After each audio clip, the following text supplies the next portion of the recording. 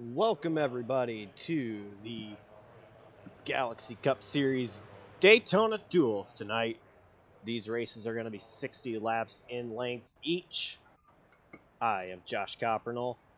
Going to be doing qualifying solo, but we are going to have a couple guys in the booth with us in as soon as the racing starts. Right now we got qualifying going on. These guys are going to have 2 laps. We have a ton of guys on track already for qualifying.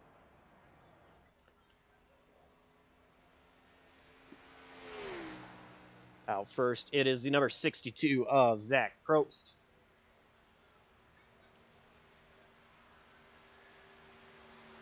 Just getting his warm-up lap going.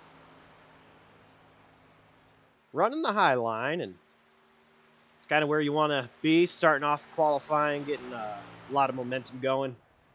I expect him to run the high line for his first official lap as well.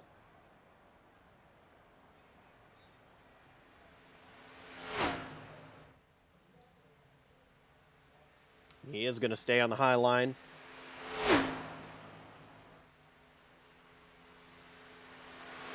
Using all of the track as possible.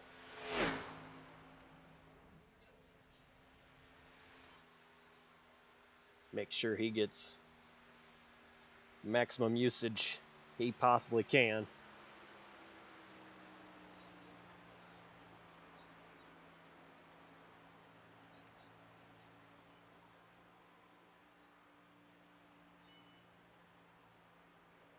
Should be going to the low line here, and he is already on the low line. He's going to be the first set of time. I'm actually surprised he's drifting up just a little bit here. But he's going to be running the bottom. Should be through the bottom rest of the lap.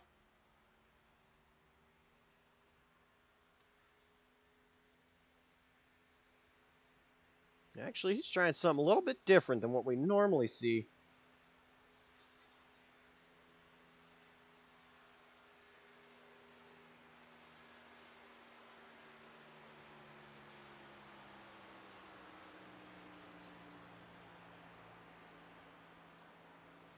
There will be stages in the Daytona 500. There won't be any tonight. Just 60 straight laps for these guys in each duel. Total of 120 laps we've got tonight.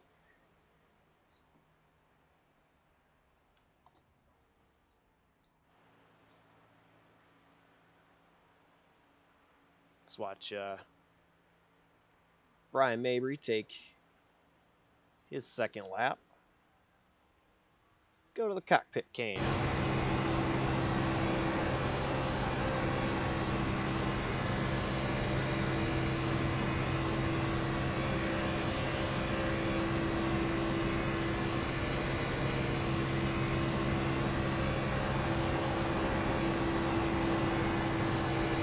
Very smooth work of the hands for Brian Mabry, driver of number 3 for Radius Racing.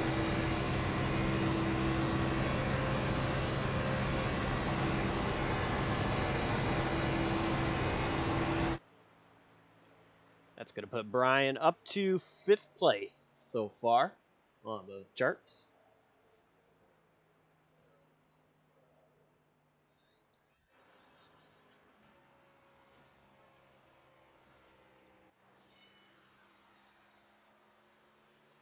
Looking at the number 44 of Randy Drumhiller.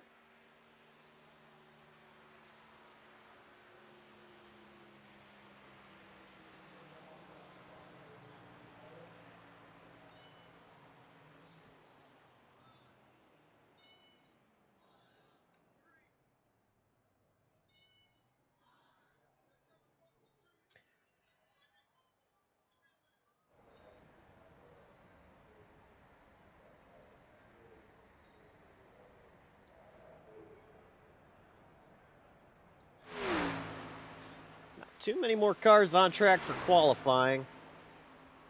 So far, Mike Tellier, he has the Majors Garage Pole Award. See if that changes. Just 8 seconds remaining. It doesn't look like David Duke's going to get second lap in here. And he won't be able to. So Mike Tellier, he's going to win the Majors Garage Pole Award.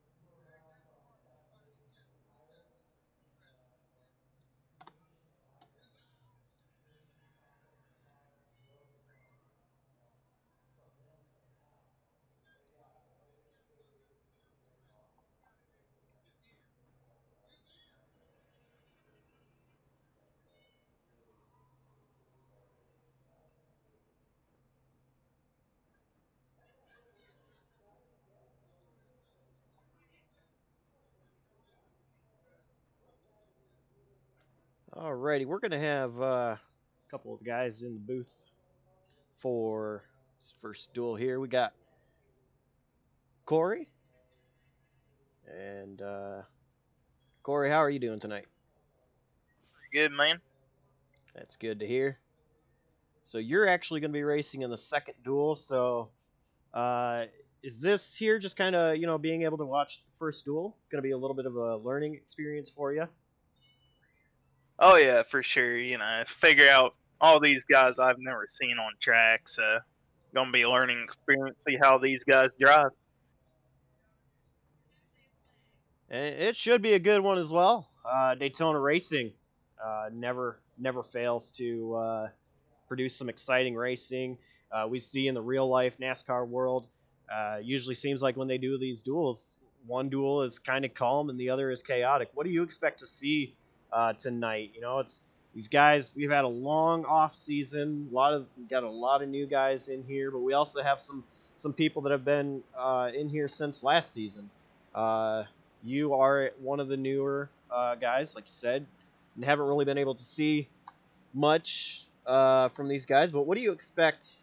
Do you expect like a calm and a chaotic one, or what do you think? Well, after learning that there's exactly 40 people, I say everybody's at least going to keep their head on tight and keep it clean. You're all locked in, you know it, and yeah. Yeah, definitely, it's going to be pretty exciting. We also have Eric Wineland out here. Eric, how are you doing? I am doing well, Josh. I'm glad to finally be back with you in the booth for, well, at least one race. But yeah, it's nice to be back up here, but the fire suit stays on because we're ready to go in Duel 2. Sounds fun. This race here, it's going to determine the inside row for next week's Daytona 500. You guys will be on the outside row. Pace car is in. The pole sitter, Mike Tellier, he's going to lead us to the green flag.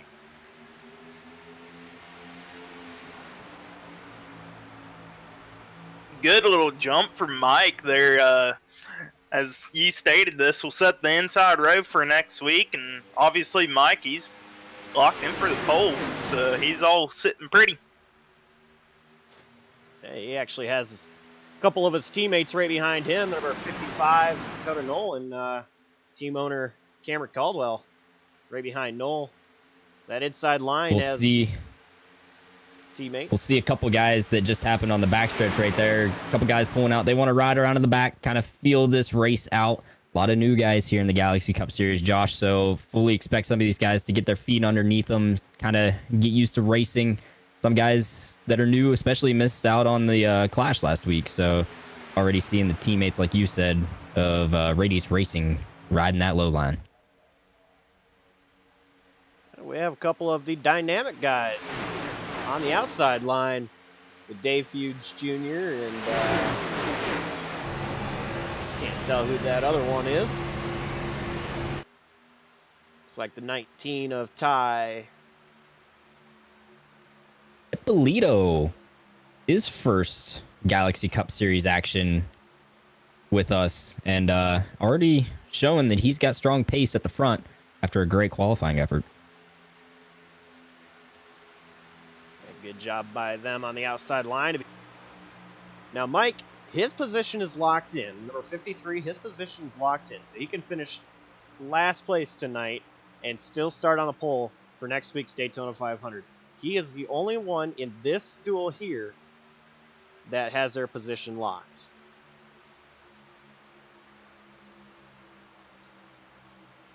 And he's actually going to have his teammate of Alonso Chicano coming up to push him on the outside now. Last year's Galaxy Truck Series champion. Galaxy in the Pit Snooze Truck Series champion, that is. And we've got a wreck around in the back.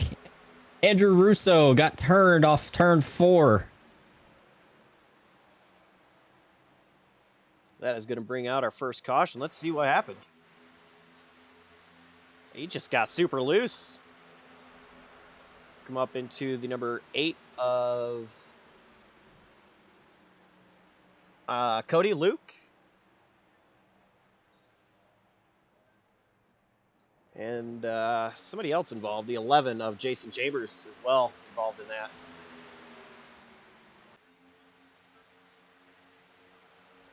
I don't know, Corey. That looks like an odd spot for the 88 to get loose. I know there was a spring package adjustment change in iRacing for the Cup cars on the Super Speedways, but from a driver's perspective, just a little odd how he got out of shape right there. Yeah, that looked pretty odd. You usually don't see guys get loose here on corner exit. It had to have been setup problem with how he adjusted his springs.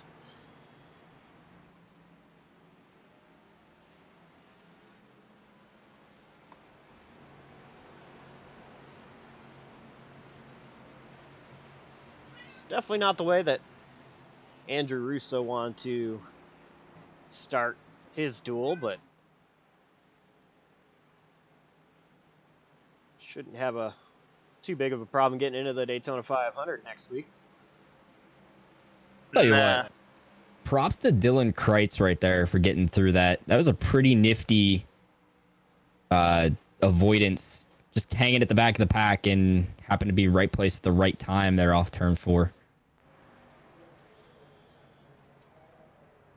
Yeah, that was... yeah, 36. He just... I don't know how he did it.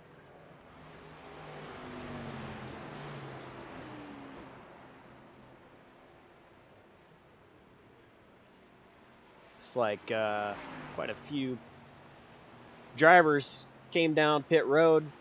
Got 2 sets of tires in the pits, total of 3 sets for these duels.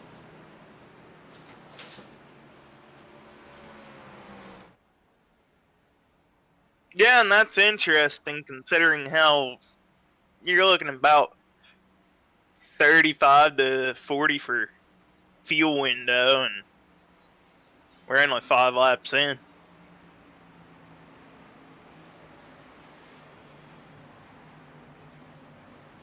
Yeah, I'm a little surprised to see some drivers pit there. Maybe they were trying to, come down pit road, go out to the back, just let this thing kind of play out for a bit, and then start working their way up towards the front. We already have 1 caution early on, so maybe they're expecting quite a bit more cautions tonight.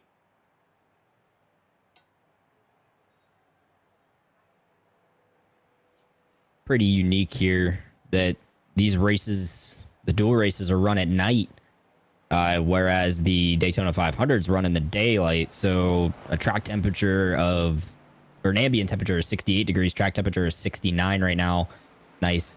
Absolutely contrasts what we'll see next week in terms of a track temperature, especially once we get 40 cars out on the track heating it up. It almost looks like it would exaggerate problems like what Andrew Russo had right there. So it'll be interesting to see what these guys do going forward. Some of these guys on old tires now, or older tires, one heat cycle, definitely affects them a little bit from a driver's perspective. You notice just a little bit of difference every time you go through a heat cycle on tires in iRacing. Yeah, well, you know, it's Daytona and it's nighttime and the track is so cool. I don't really think these drivers are too worried about tire wear and heat cycle.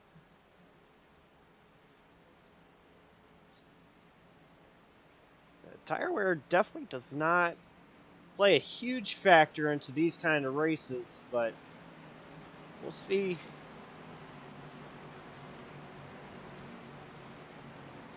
What these guys might have up their sleeves. We had the top 5 drivers stay out. Dave Fuge, Joshua Campbell, Brett Bennett, Joshua Gaiman, Andrew T. Jones all stayed out under this caution. We're about to go back under green flag conditions. Pace car is pulling in. And green flag is back out. Top 2 with a good restart, they'll line back up together heading into turn number 1. Actually, a great restart by those two teammates, Dave Fuge Jr. and I believe that is the 9 of Campbell. Yeah, but one thing with great restarts at a super speedway is you're sitting ducks out there. So here comes the next pair. The number 45 Baylor University car of Brett Bennett leading the charge on the high side. He's got a little bit of help from Ty Ippolito in the 19. You know what this reminds me of is some tandem drafting right now. That's what they're doing right now. Tandem drafting back in 2009-ish for NASCAR. It's the way it's looking for sure. Inside line is pretty calm though. A couple guys jumped out to the outside. A little ways back behind the 19. I don't think the outside line's going to have a very big advantage here with only 2 guys really together on that outside line. No, not really. They're going to at least need another guy up there to think about doing anything. But they are pulling a little bit on Dave up in the front. You'll see Brett right there. He pulls down. One of the unique things about the Cup cars is the spoiler that we got on this thing allows for a lot of side drafting. So whereas we expect them to go backward, I would not be surprised if they hold their own ground right here with the side draft. It looks like Brett's doing a really good job of being effective in doing it. Yeah, he is definitely perfecting his skills at side drafting around here. And if you want to be up front, that's what you're going to have to do.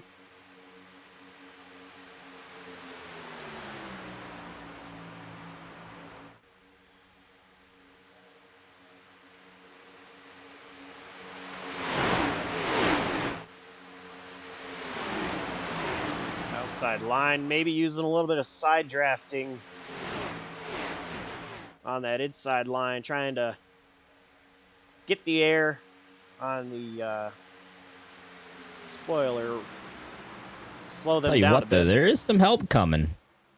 Ty and Brett are getting a little bit of help behind him. I just don't know if it's going to be enough yet. But there are a couple guys. I see Radius Racing has finally made his move to the top, save for their team owner, Cam Caldwell, in that black and orange Chevy Camaro still riding the bottom lane, but a couple guys deciding maybe the top is the way to go.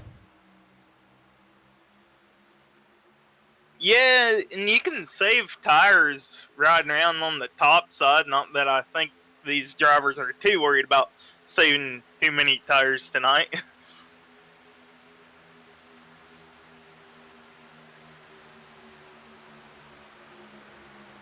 That outside line is really getting formed together. It's like a really close side draft between the number 45 and the 9. Brett is really working that side draft pretty much perfectly. He's brought himself back even with the lead here, and in doing so, again, has gathered quite a bit of help behind him. I count 5, maybe 6 now lined up with them on the top. But take a look at that fourth car in line on the bottom there. The 36 just avoided that last wreck. And the nice thing about Daytona is it's a great equalizer with the draft. So Dylan has worked his way up right toward the front of the pack now after avoiding disaster just a couple laps ago.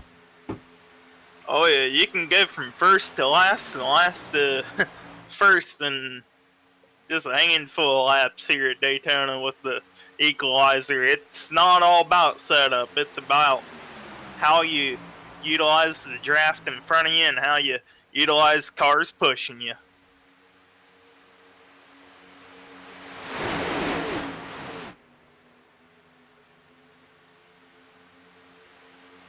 I'll tell you what, though, those Radius Racing guys got together very quickly. I mean, they've been together pretty much all race, but they finally have number 12, Cameron Caldwell, with them, and their strategy is just to work together and start as high in the field as they possibly can come next week for the Daytona 500. Almost had an incident there between Brett and the 9 of Campbell. I honestly thought it might have been netcode right there through 3 and 4 with Brett's side draft. He got real tight on Josh. And it sounds like these guys are starting to approach a lapper up here just about a couple seconds up the road. That's going to be the number 8 of Cody Luke, who's involved in that last caution. He's just riding around. Looks like he's going to be up high next to the wall, let these guys go by. But as you can see, he has a lot of nose damage. His car does not look real pretty anymore. Is what it did when he started this race. No, very unfortunate for him. But what you were saying, I think the 64, he was maybe overheating and had to pull up to the high side to get some cool air, and it just messed up the entire outside line. Looks like the outside line is now really scrambling. Not exactly sure what happened, but I almost think right there that Radius Racing wanted to bail and get themselves together. Maybe they're worrying about the pack getting a little too antsy, but that was all 4 Radius Racing cars jumping out right there out of the line, going to the back of the pack. Maybe they just felt a little nervous riding around like that, because, yeah, all 4 of them are now in the back on the bottom. Corey, I'll raise this question to you. How much do you think these guys are thinking about fuel saving at all? Perhaps trying to make sure they pit on a different lap than some other guys that they're racing around tonight. I don't think any of these guys are thinking about fuel mileage right now. It's too early in the race for that.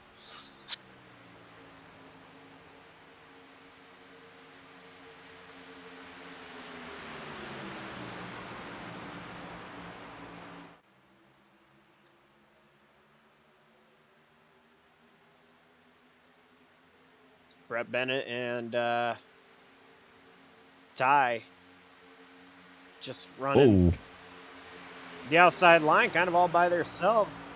As I say that, the number 61, Joshua Gaiman, he hops up there with them. Tell you what, there's a name you're going to have to get used to tonight and throughout the season, Josh. Is the number 2, Piznault. Absolutely was out of control off turn 4. We saw him dip below the line there just to be able to hang on, but he gathered it back up. He's still riding fifth, maybe sixth there in that bottom line. Excuse me, fourth on the bottom.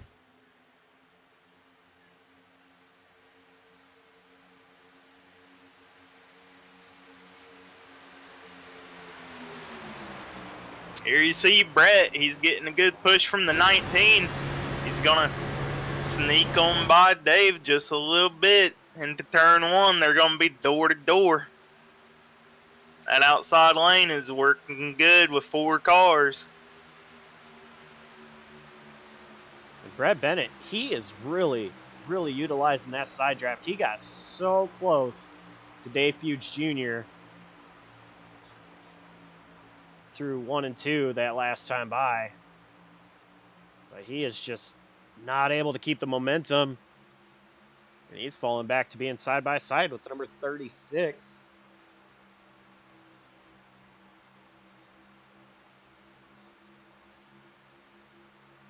Yeah, Brett's determination, it's up there. He wants that lead, and he wants it now, and he wanted it yesterday.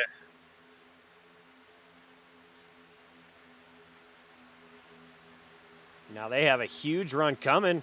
It's like the bottom had a little bit of a gap between Campbell and Fuge, and that allowed Brett Bennett to get a huge push from the 19. And he is still just coming down, getting so close to that 22 of Dave Fuge Jr. He really wants this lead. Now this raises the question, if the 19 pushes you far enough ahead of the 22, do you drop down in front of the 22 or you stay up high with the 19?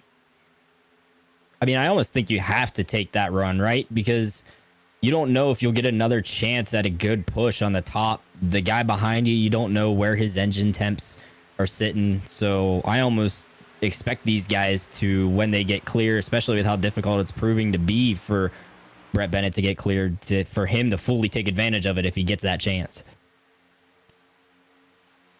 Yeah, I'd say he almost has to, but you never know. 19, he's been a good pusher so far.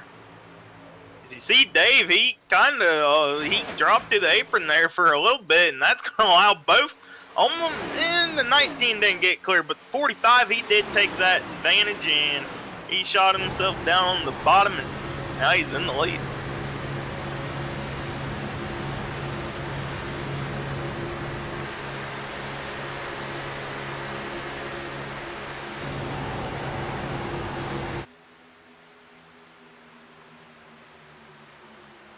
Now the bottom is not connected. This is going to allow 65 of Sean O'Brien to push that 19 of Ty Ippolito to lead. There you go. Thank you, Eric. A lot of new names, right, Josh? Yeah, a lot of new names. Gonna have to get used to pronouncing some of these names.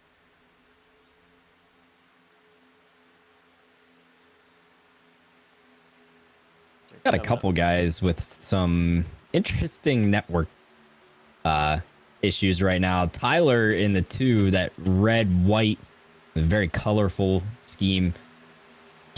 I keep seeing him blink out, and I'm pretty sure Cam Caldwell, although he's riding at the back, is having some issues too. But keep seeing smoke all over the place. It would be from those 2 cars. Yeah, and if you're new to iRacing, what you're seeing when they blink, it's their internet connection. Think of it like you have a spark plug problem. The inside line starts getting a little organized. It's going to leave the 11 of Jason Chambers. He's falling back like a rock. He's going to tuck in. And just as he tucks in, now a couple drivers on the outside. There were 9 and 22 hop to the outside. Dynamic Autosport looks like they want to lead this race. They are absolutely trying to get after it. Now they got themselves swapped. Dave Fuge Jr. behind the 9 of Josh Campbell. We'll see what they can do running the top here, Josh. Yeah, and they've got a pretty good run coming so far just between them. Number 9 of Gamble, he's getting well, he was having a lot of momentum there. Kind of slowed down on the straightaways, but looks like that bottom line may have checked up just a little bit with the number 2, Tyler Pinsenalt. Maybe getting a little squirrely there, but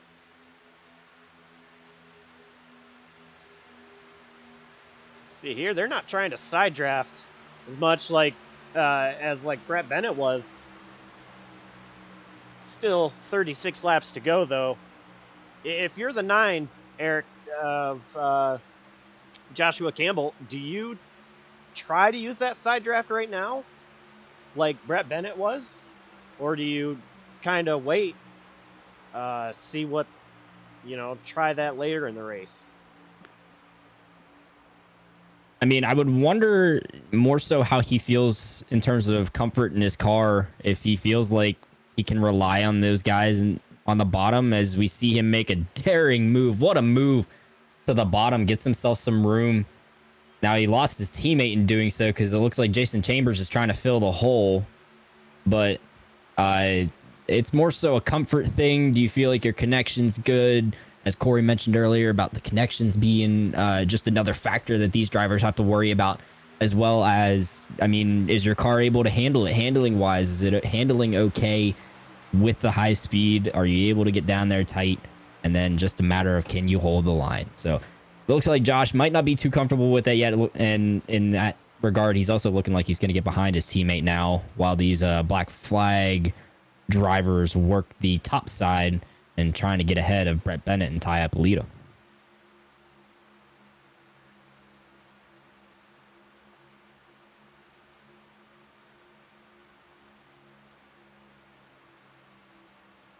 Yeah, and what you've seen there is they all scrambled out, and we got some shuffling of drivers up in here. You see the 36. He's found himself all the way up in the top 5 now.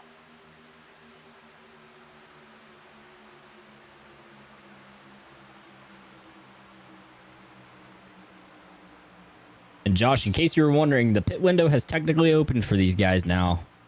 So keep my eye out. And I almost think that Radius Racing is thinking about it as, wow, what a move from Brett Bennett. I don't know if that was a save or if that was just an aggressive move. I'd say that was almost an aggressive move. I don't think he wanted to be pushed by Blanky there behind him, and he wanted to get back up in the lead. He wants to lead this thing. Oh, wow. See the 19? He did the same exact move, just not as sketchy. Yeah, Ty Ippolito, he is trying to lead this thing himself. A lot of guys shuffling back and forth, just who wants to lead it more. We still have 33 coming to 32 laps to go. If this is what we're seeing already, I'm interested to see what it's going to be like coming to the end. These guys just shuffling back and forth for the lead. You gotta think, we got pit cycles coming soon. You gotta start thinking. You gotta be on the bottom groove to think about coming in. Safely, anyways. As you see the 37, he's a lap car on the outside, letting these folks by.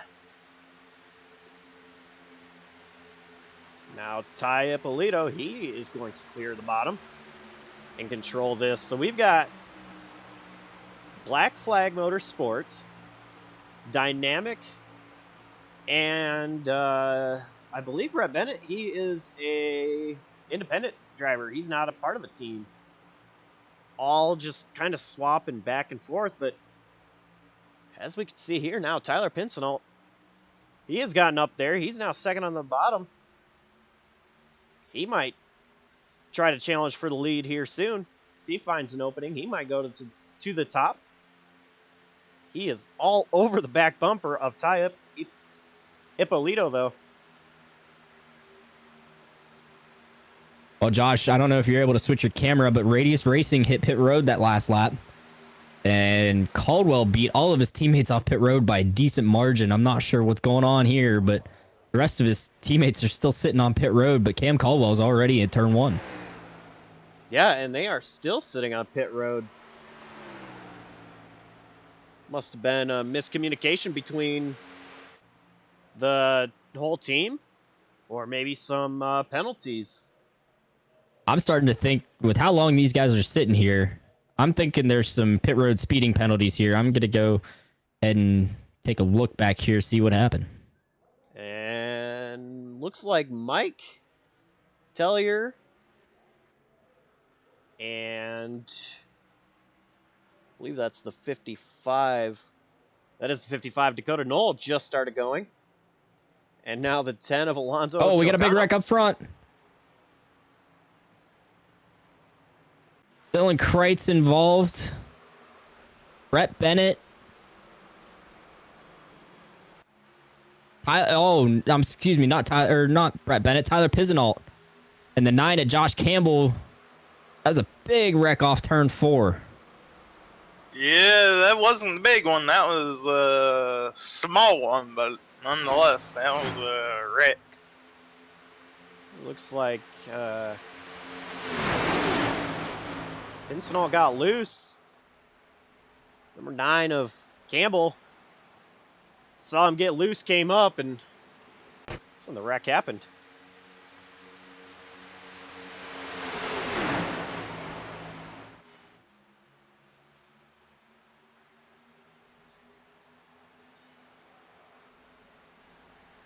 Cleaning up one other thing for you, Josh. Watching the Radius Racing pit road entry back, not showing on the screen for you viewers.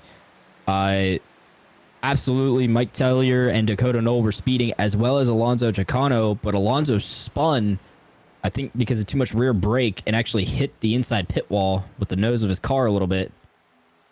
And he has some rear damage as well. Not sure if he got any help from behind, but he was also one that sped and had some damage repair to do. So he finds himself 1 lap down as well. Yeah, all 4 of those drivers, they went into a 4-man slide into the pits, and very unfortunate for all 4 of those drivers. Although they are going to be able to take a wave around this time and get their lap back. Yeah, that yellow ended up being a blessing in disguise for a couple guys, including the 3 Radius Racing guys. Unfortunately for Cody Luke and Andrew Russo, they're too many laps down to really make it count. Other than they're kind of battling each other, they're not too far off. Just 1 lap separating them, and right now Andrew just has a little bit more pace, it looks like, in his car after all the damage compared to Cody. But the battle up front, definitely gonna dwindle a little bit with some cars damaged now, Josh. Yeah, and these guys do not have fast repairs at all in this race. So they're just going to have to continue with what they have. The damage there. It's going to be a lot of damage out there, but we'll see how much it affects them here when we go back green.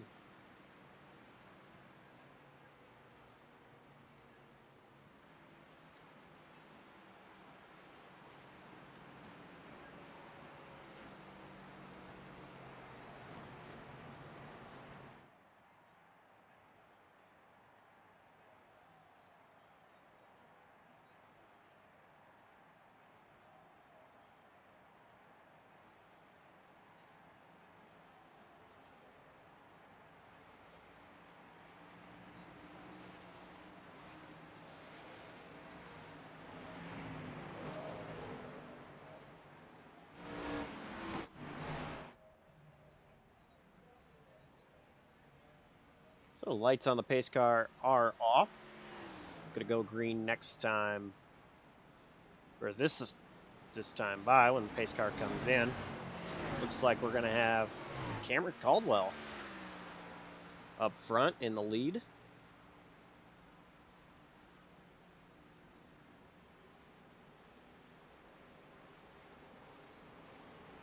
Yeah, Cameron.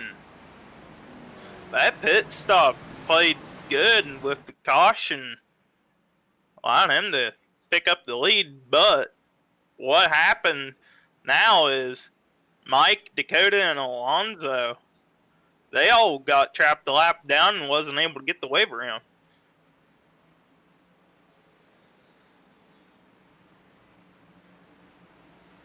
Listening to the comms right now, sounds like there was a mix-up with the 98 of Kevin Franks when he needed a pit. So yeah, that ends up being really unfortunate for the guys that were lined up to try to take the wave around.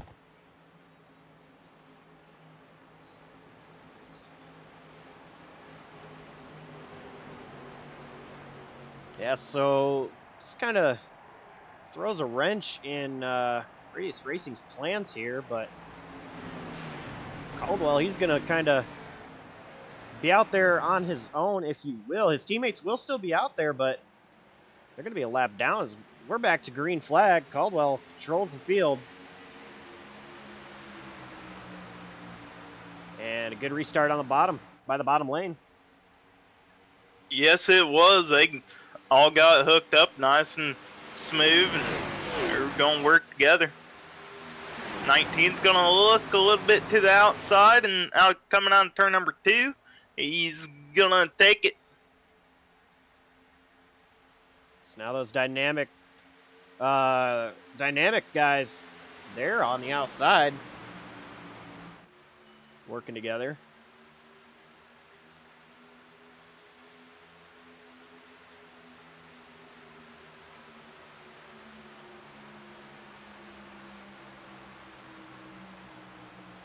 So we're going to have Gaiman, Joshua Gaiman, the number 61. He jumps to the outside as well from that third spot on the inside line.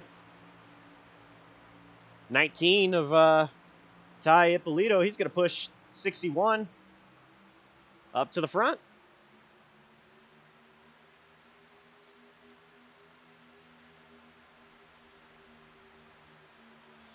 It's great. Yeah, I think this dynamic drivers are all trying to get up to the top 3 here to try to set a good starting spot for next week. Is you see them all, they're trying to aggressively push the 61 car. Caldwell, he's just holding on to the bottom while all this is going on beside him. He's got a huge push. Does the 61 from the 19 of Ty Ippolito. But now Caldwell, he's going to come back with a little bit of momentum.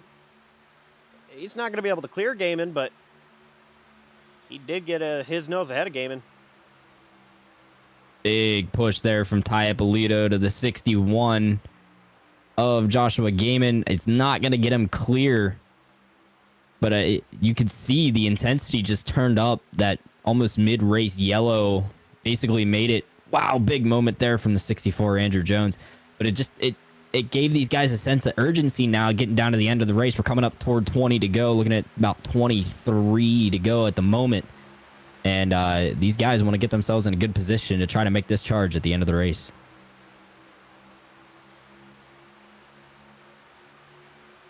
Now, Eric, we had our clash last week. You were a part of. You won. You've had a whole week to go back with what you learned last week, how your car handled for tonight, any possible changes, wow, Mike Tellier, he got really loose on that bottom.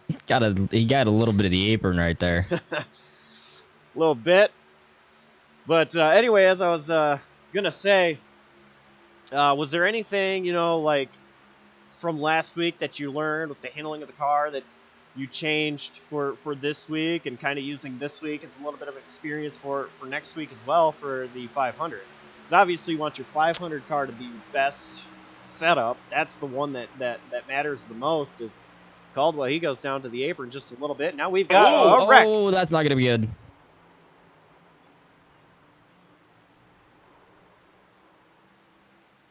And the caution has now came out. Dave Fuse Jr. unfortunately. That all started midway down the back, though, Josh. It looks, we'll get to that question in a moment, as Alonso looks like his car's beached. That all looked like it started off of turn 2 and down the backstretch, and it finally culminated in turn 3. Yeah, it's looks like Dave Fuge Jr. got loose and was 3 wide gone wrong. He got into 37 of, I believe that is Jason S. Taylor. It is Jason S. Taylor that is in that 37. There's Alonso Chicano. You got a huge hit from the 61. So looking back at your replays, I think there's a checkup a little further back in time there that right around second place, it might have been Andrew Jones that had the checkup, and it just kind of forced all these guys to check up on the bottom. Someone ended up in the middle, and that's how you saw the 3 wide there entering 3 that just didn't end well. A little one car out of shape there from the beginning. Oh, you see it right. You'll see it right there. Looks like a little bit of a bump gone wrong from Andrew Jones causes him to check up. A big run from Dylan Kreitz, and it did not culminate well. Mike Tellier almost ran over Dylan Kreitz right there, entering turn 3, and we see what happens as a result off in turn 3. Yeah, so there was the checkup, and then all this happens behind him. And tough break for the number 10 of Alonso. He trying to turn around and got stuck on the banking.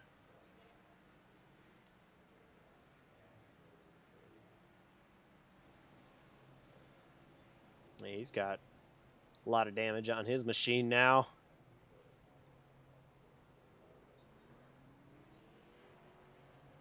Yeah, I haven't seen it.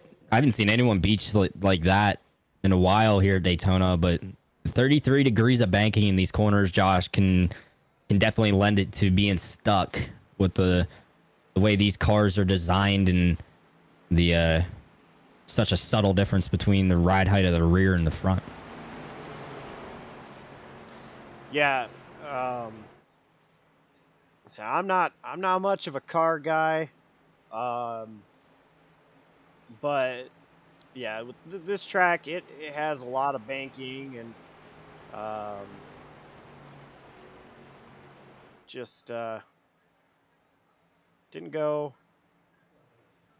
as planned for them. Well, now we have a moment, Josh.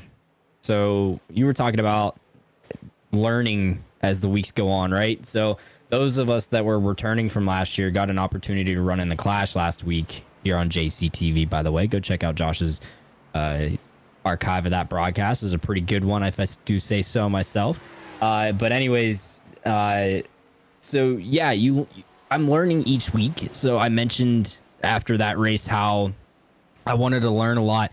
I needed to go back to the drawing board a little bit. I learned that handling did play much more of a factor than I thought it would in this thing. Now, again, a race at night, the 500 is going to be in the daylight, a little bit of a difference there. But even with a hotter track, I feel like, especially if you're loose, handling should play a little bit more of a factor.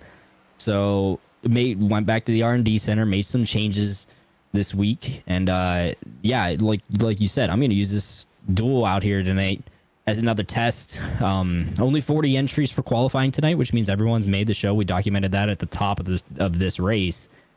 So every opportunity, every lap made out there is an opportunity to learn, and we'll see if some of these subtle changes I made to try to help the handling can get us a little more comfort in the car. And then if so, I might need to look at maybe trimming it back out again if I get too much comfort there. So definitely looking forward to this second duel coming up as well. But first, we got to get 18 to go, and these guys take the green. And, you know, I'm sure it's a stat you don't want to hear. I've just got to throw it out there real quick, though. In real NASCAR, nobody has ever won the Clash, the Duels, and the 500 all in one year. Eric, you've got that clash down. You can win the duel, your duel tonight here as we go back to green. Then you have a chance to get the whole sweep. Yeah, while that'd be really cool to make that happen, definitely want to take it one race, one lap at a time here. So just the primary objective tonight, not wreck the car, get ourselves in a decent position, and learn as much as we can for every corner we make out here tonight. So great restart by the bottom line. A lot of guys tucked into that bottom line pretty quickly as well. Caldwell, he still controls this field with 18 laps to go. Not a lot of competition on that outside line now. And as I say that, a couple guys look, but nothing really to make out of it. Real loser there is Brett Bennett. He's got no friends up with him on the high side.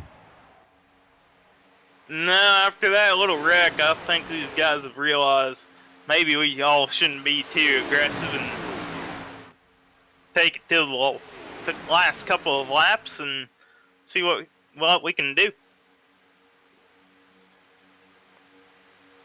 Oh, and now we've got a lot of drivers on that outside line, including number 36 of Dylan Kruitz.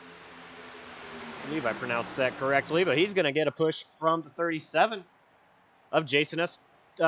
Taylor, who was just involved in that last caution. As some teammates working there, Dylan Kreitz and Jason Taylor, both from Black Flag. Big push. Gets Dylan clear, but Jason does not. He's got his help from behind from Ty Ippolito. And a little bit of advantage for those guys because Cam Caldwell is starting to have his blinking problem coming back a little bit.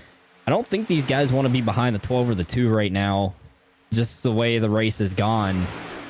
It's been mentioned that they're worried about the 2 being a little out of control. And in addition to blinking between him and the 12, you see a lot of guys take advantage of that top line right there that gave Dylan the lead. Now Jason's getting a great push from Ty Ippolito and Brett Bennett. Even though he had no friends pushing him, he's working on pushing Ty through Jason. Now Jason drops to the bottom. This might give the chance for Ty and Brett to hook up and see if they can do something here at the front. And as all that happens, Caldwell, he goes to the top line to be with his teammates, Mike Tellier and 55 of... I lost it, but Dakota Knoll, thank you, Eric. So he's got his teammates with him. So Caldwell's trying to regain this lead.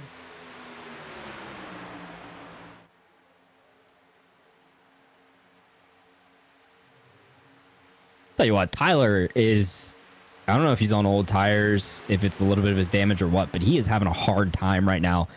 We just kind of get eyes on him. Just watch him, how much he's having to wheel his car. I don't know if we have any onboard with him tonight, but just Tyler is struggling a little bit with that wheel, especially as he's coming off the corner. Just kind of dancing every which way. Got an onboard shot here now with the helmet cam. Watching 3 and 4.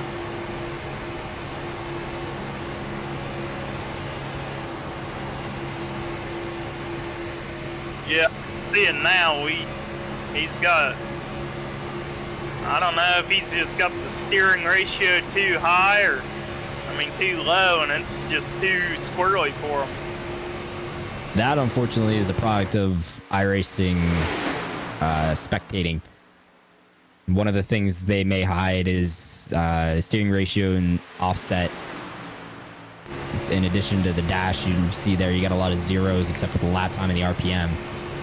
It's not something we as other drivers or spectators are privy to see, but there are adjustments in the garage for us drivers to be able to make changes to the ratio and the offset to try to get us comfortable with our wheel. But Tyler, I don't know if it's his setup combination or his wheel settings or what. He just does not look comfortable out there right now.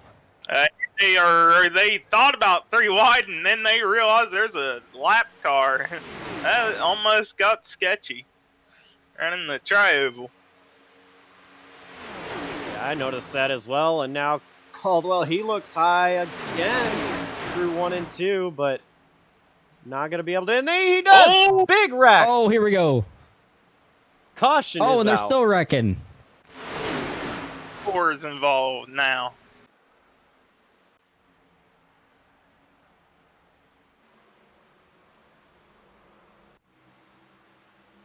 Take a look and see what happened. Dylan Kreitz got turned up the track into the field. About 2 or 3 other guys were up there, and there was actually a little bit going on down under the apron too. I think between Andrew Jones and maybe Tyler there as well. I think what happened is Brett coming out of turn 2. He got a little loose, slid down the track, tagged the 2. And unfortunate for the 36, he also got tagged.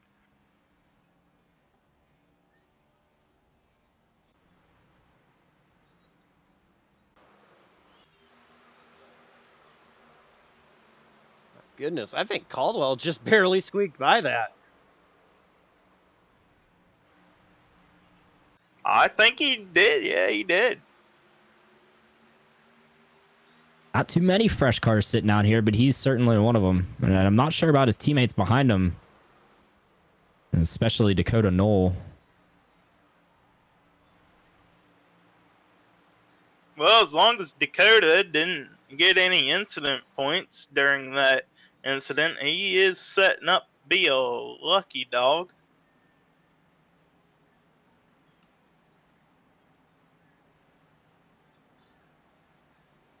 Now, what's going to be interesting is we're setting to be under 10 to go this time by.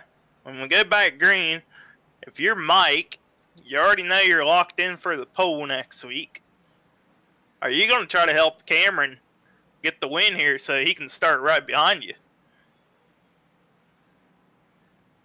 You know, and Well, and I would say, even though that sounds like the logical thing to do, remember these races do pay points here. So these guys, it's the same amount as what they would get on a stage finish. I fully expect these guys to be going out for these points tonight, trying to start off 2021 on the right foot.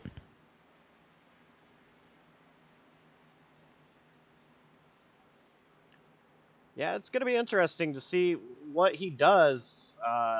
Looks right now as though he's going to restart 5th.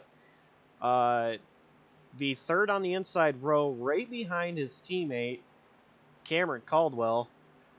And they're going to be right behind Ty Ippolito when this thing does go back to green.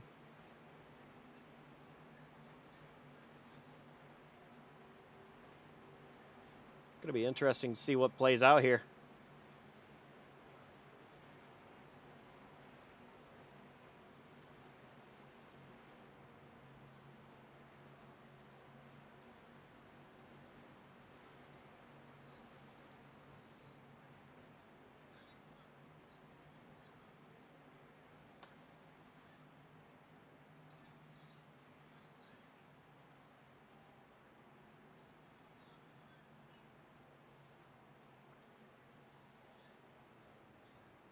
Little housekeeping here. Tyler Pizinal was just given an EOL penalty, waiting for word from race control. What exactly that's for? But watch for him to go to the back of the pack here as these guys get ready to go.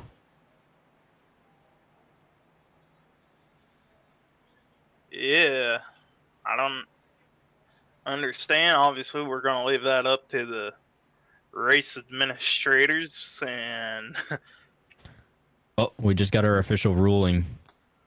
Race control said that the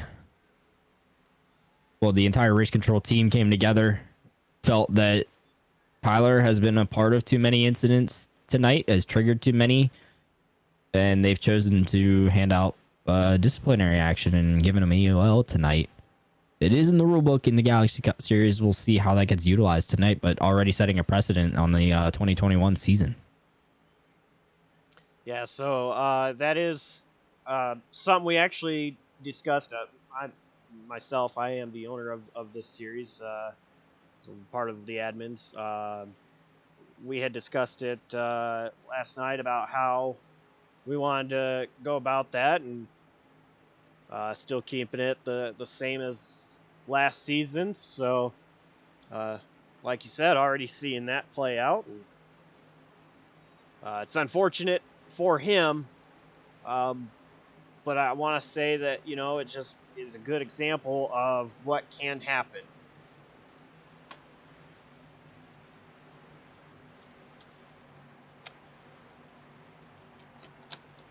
Pace car pulls in. Go green.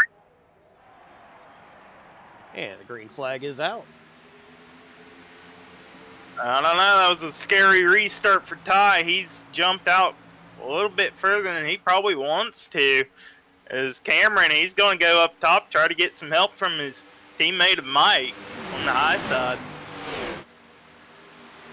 Yeah, that was a really good restart by Mike and Caldwell there. And Alonzo Chicano, he's part of the team as well. He's not too far in tow. They only have Jason S. Taylor right in between the two. Right, excuse me, right in between the three of them. Yeah, and obviously Alonzo there in the number 10, he is 10 laps down to the field, so he's just up there to try to help out his teammates get the win. Caldwell, he's going to stay. We're already seeing that these Radius Racing guys, they want to own the top. I mean, Mike's got himself momentarily clear of Ty a couple times now, and while it looks like he maybe want to think about getting to the bottom, he hasn't gotten there yet. But it's clear these guys want to position themselves in the place to win the race, and they believe that's going to be on the top side. Yeah, and it's very interesting because typically you see the bottom come in more on here than not. They are just hanging their ground on the high side. They're once again clear of the bottom line, but staying up top. They might be trying to get Chicano clear as well, but this actually allows Jason S. Taylor to go down to the bottom. So now you have three of the Radius Racing guys all together up top. Yeah, 3 of the 4. All up on the high side with Brett right behind them.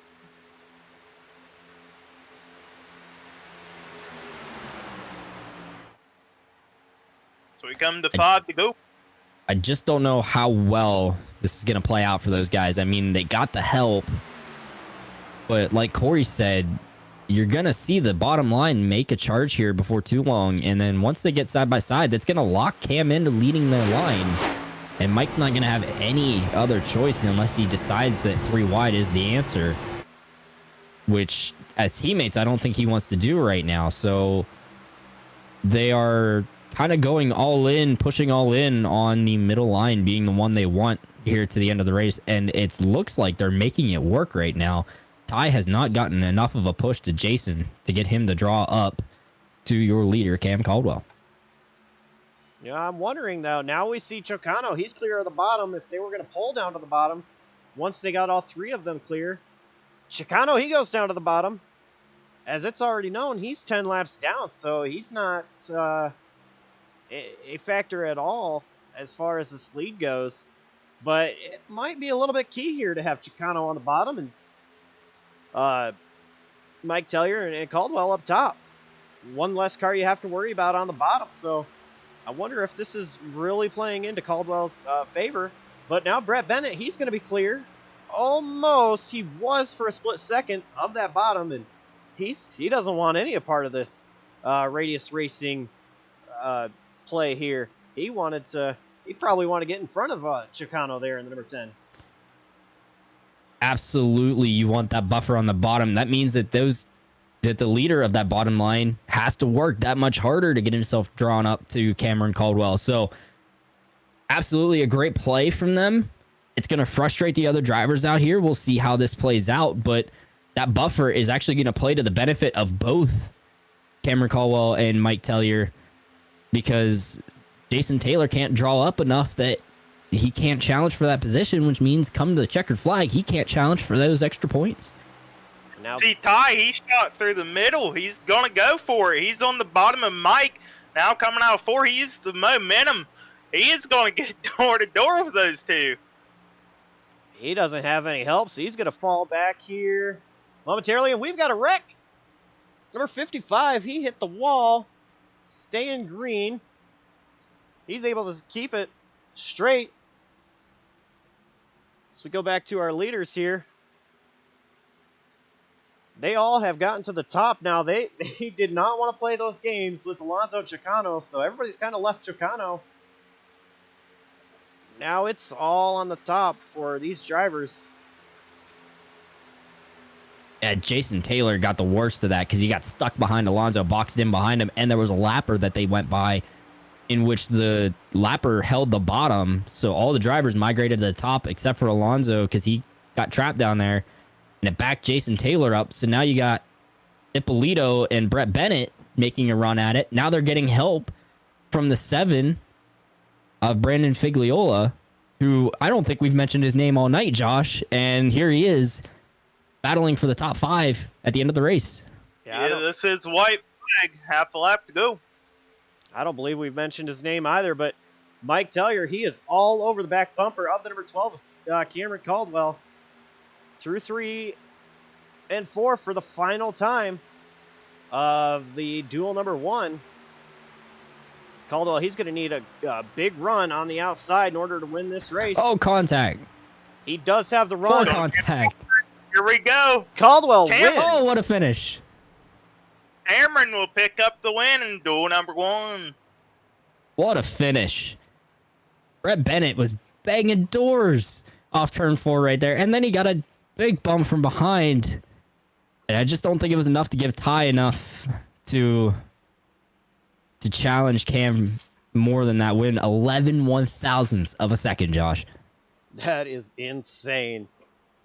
Congrats to Caldwell on that win. We'll get to him in a bit. You guys, you got to get prepared for your duels.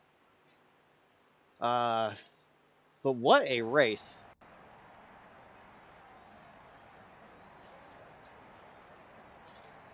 Well, Corey, Josh, thank you for letting me share the booth with you guys tonight. I appreciate it. Hopefully, Josh, we might get a chance to talk to you here later on tonight and see if we can keep a streak alive already here in 2021. But best of luck to you, Corey. I'll see you guys out here in the race. Yeah, let's go. Good luck to you guys.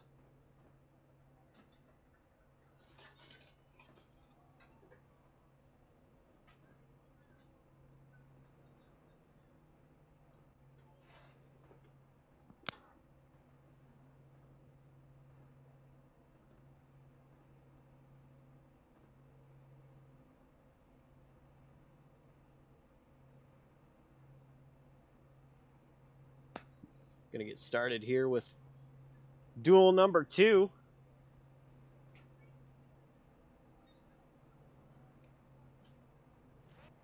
These guys, they've been able to watch the first duel.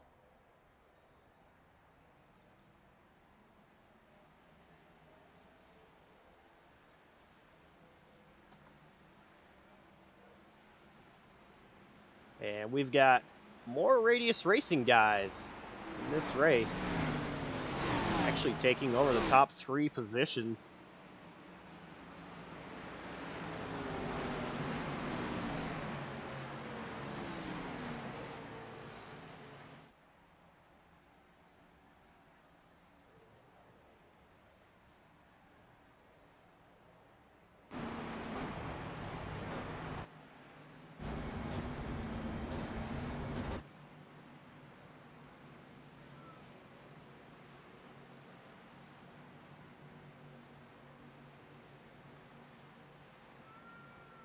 And I am having some technical difficulties.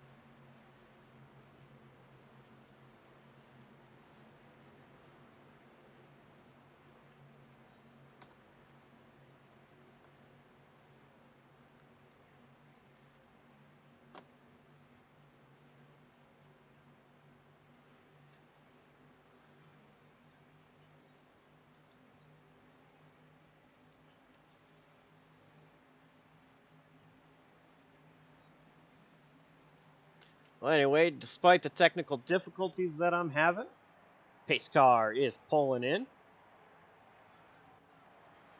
And we are green for duel number 2.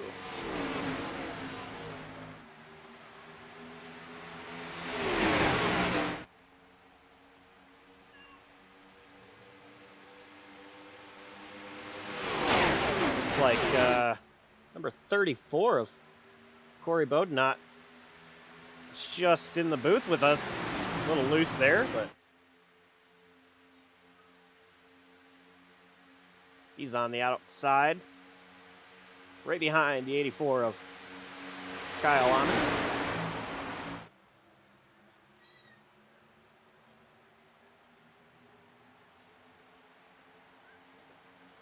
Those Radius guys are still in control.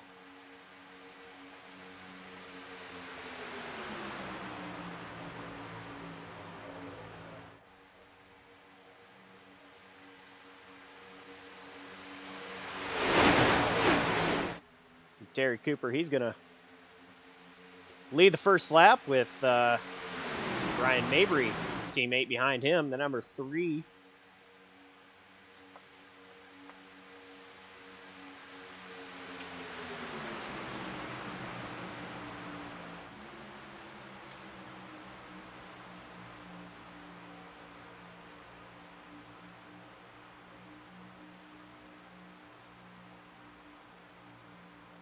Outside line is falling back a little bit.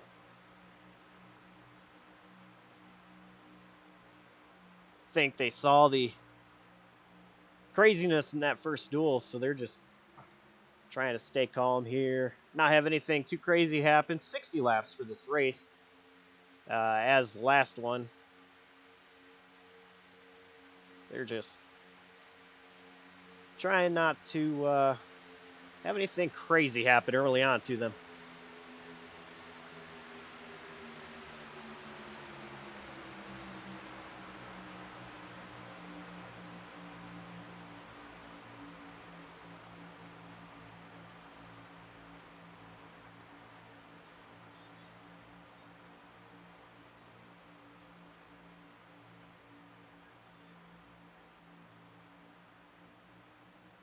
Not a whole lot of action from the top line. Just kind of sitting down on the bottom.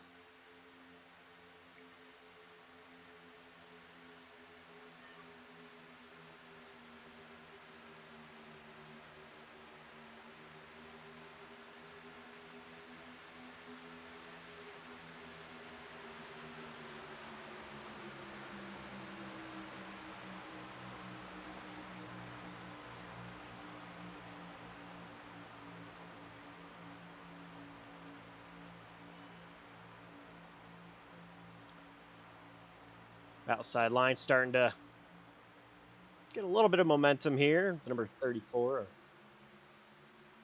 Corey Bodnot. He's getting momentum there. From the number 32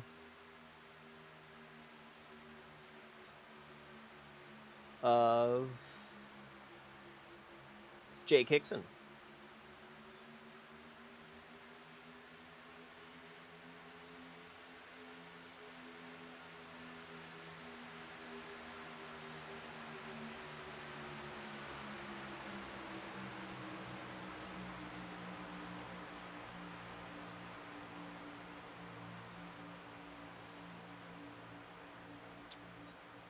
While I try to figure out my technical difficulties, I'm going to throw it over to a turn it up.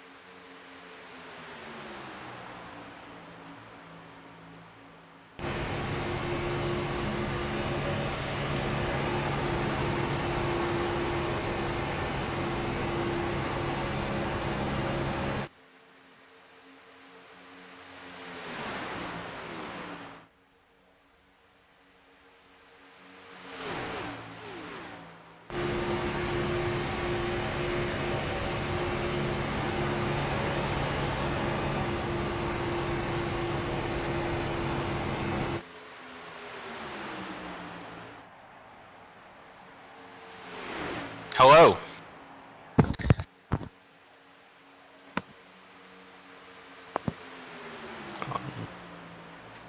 Alrighty.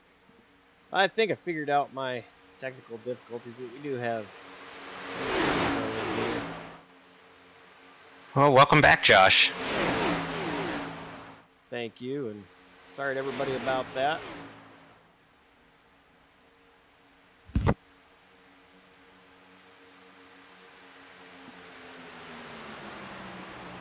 Well, Andrew, not sure if you do want to stay in here to commentate, but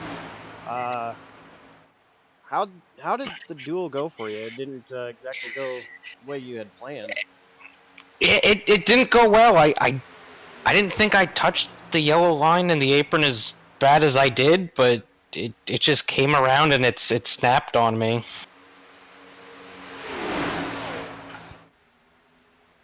And then after that, I was just kind of hoping for the big one to get a couple extra spots, but we have our work cut out for us for the 500. And definitely not the way that you wanted your night to go. No, the boss man's not going to be happy about that one.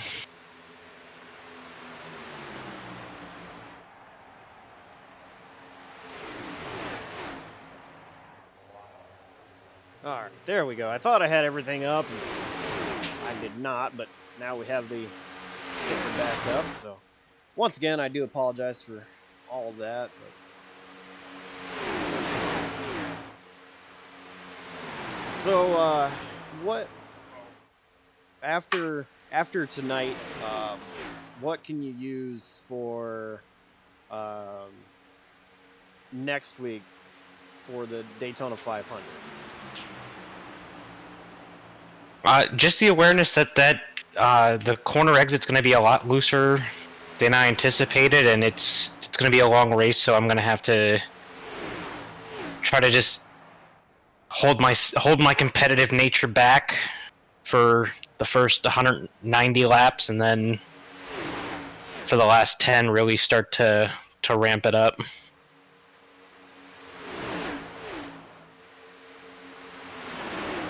After last week, I noticed you are a part of PBR. PBR drivers were talking about how their car was just not feeling the greatest.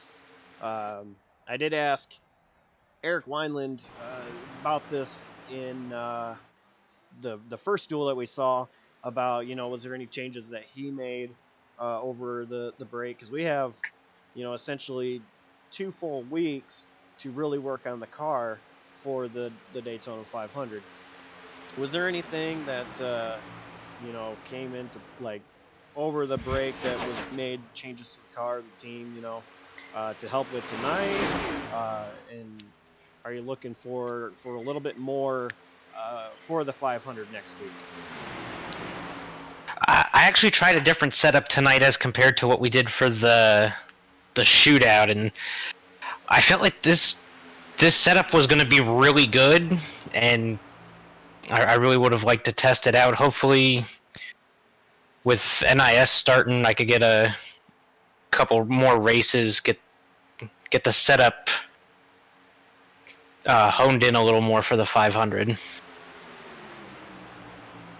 But I do think we have something good. We just gotta get some polish on it.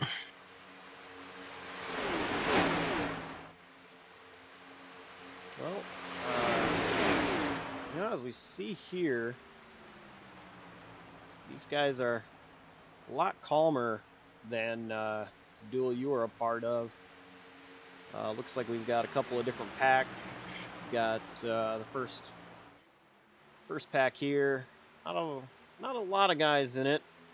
And then way in the back, these guys have really broken away.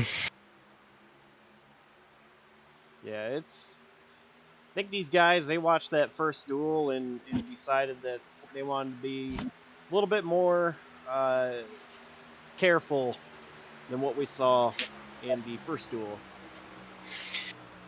Yeah, we were too wide for a vast majority, and these guys, they got single file and they're just kind of cruising around.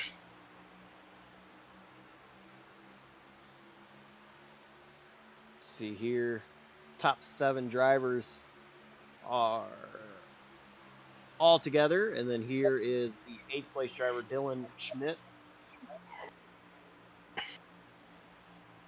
And pretty much from here on down to 18th place, Jonathan Alardo. 95, one of your teammates. He's sitting back here all by himself.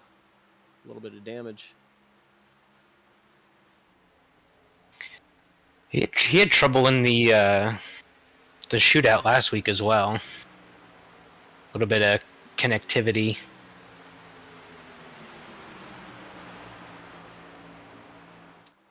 Yeah, and I think last week, actually, him and teammate Alex Princeton had made a little bit of contact, and it did not go into Nolan's favor. As we see here, he's about to be put a lap down.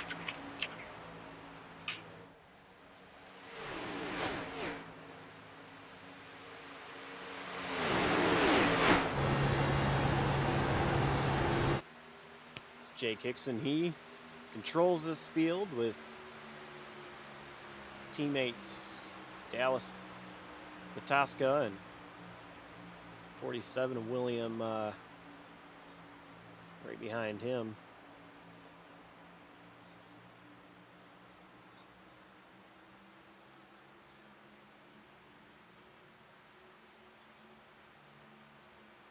This race here is going to determine the outside line. So the race you were in determined the inside line. I didn't actually get to see where you finished.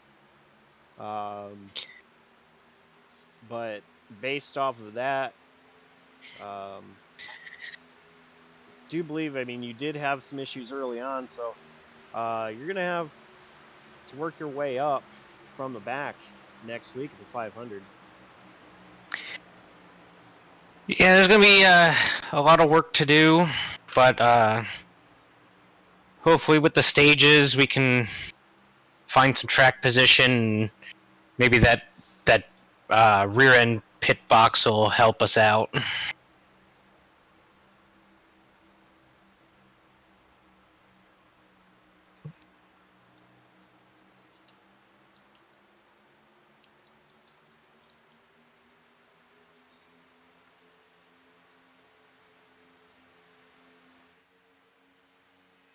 A lot of single file racing going on up front here, and Corey, he hops to the outside line. He really wants to get something going on out here. Yeah, sometimes you ride around single file for a couple laps. It's like, all right, I got to get out here and just push for my own sanity.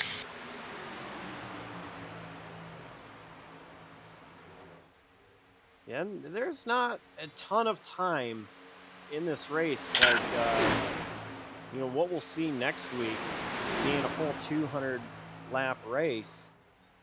We've only got 60 laps tonight. We've got 33 laps to go here, so he does tuck back in. Not a lot of help for him, but he's just trying to work his way up to the front any way he possibly can. Yeah, and sometimes, you know, it's just seeing, you know, will my car run on the outside? Will I get that run come lap 59 where if it's go time, can I make that move?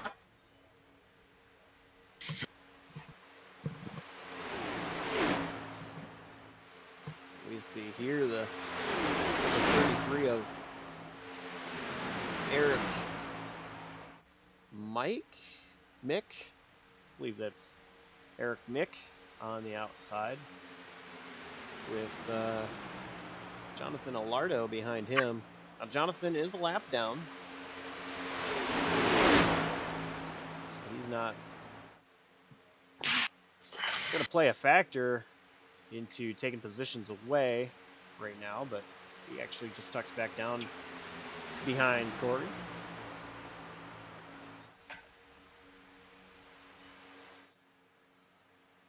Looking back at the second pack here. Really not a lot going on back here either.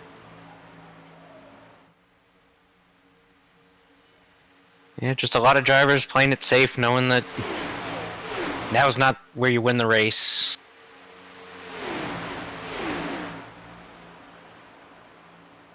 We should be getting to pit stops pretty shortly.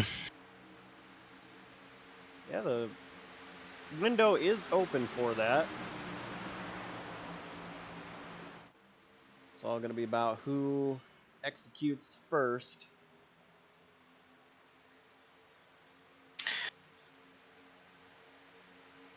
Will be interesting to see if anyone takes tires. They usually don't matter at the super speedways, but on a fuel run it takes the same amount of time.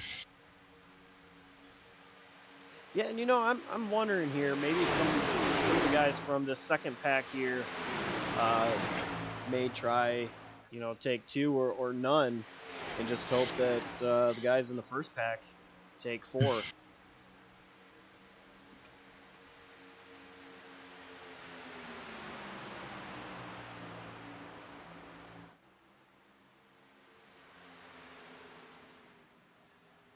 These guys, they might try to push it as far as they possibly can before having to make a pit stop, though.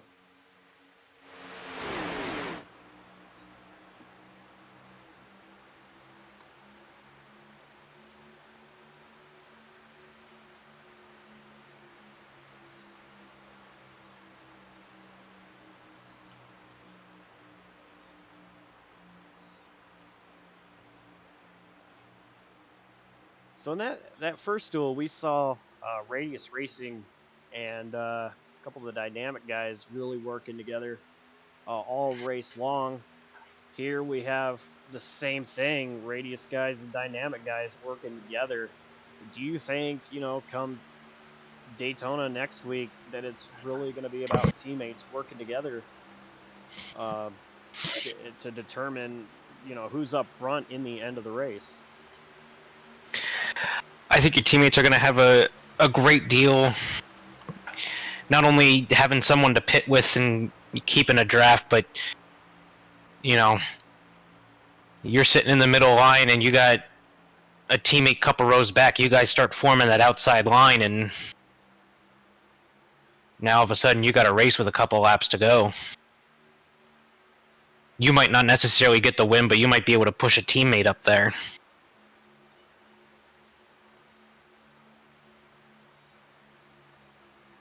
I think next week, like you were saying, you know, it's all going to be about teamwork and see if we can get well, for you, we'll see if we can get some PBR drivers up there towards the end of the race. Yeah, it'd be nice to see PBR up towards the front. In our defense, we are missing the big dog this week. Looking forward to being out there next week, though. Way this is kind of going to work, you know, all 40 drivers that race it tonight are going to make it. We do have a couple of provisional spots as well. The admin team serves the right to start up to 43 drivers for the Daytona 500. So, I will be in it next week. I'll be in the back starting dead last, but have you back there with me, so maybe we can get our PBR train going and get ourselves up to the front. Absolutely. We'll catch up to Princeton and Nate, and we'll start our own train to the front. These Dynamic guys need to watch out. Yeah, Nolan Hodson, 95, you know, he's not having a good race tonight. He looking like he might just be in the back, and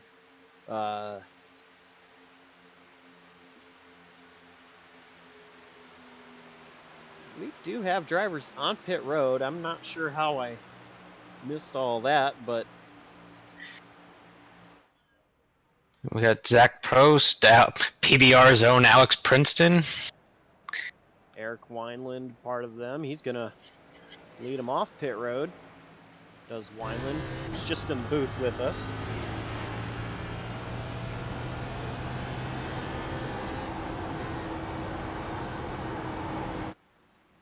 Brian Maybury coming in for service.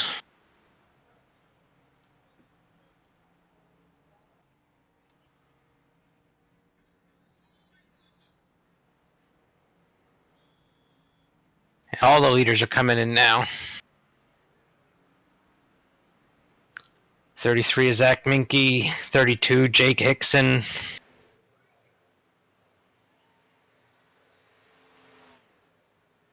Yeah, and the leader, 33 here, he's all by himself. It's not what he wants to see, because he's not really going to have any help.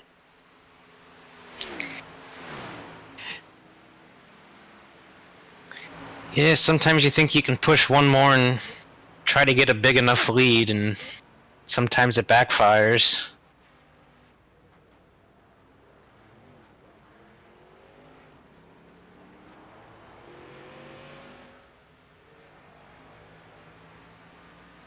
Those things cycle through. Believe that the leader will be Dallas Pataska. And last week, Dallas, he almost had the Clash 1 before he ran out of fuel with, well, I believe he ran out of fuel coming out of turn 4.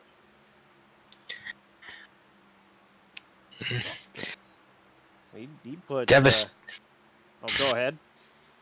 I was going to say, that's absolutely devastating, but it's better to get your fuel mileage down in the duels and the shootout than to have that happen in the 500. Definitely, for sure.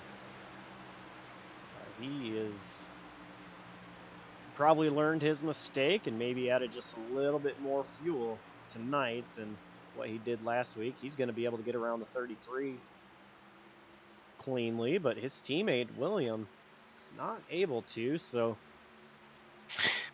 it's going to break them two drivers up.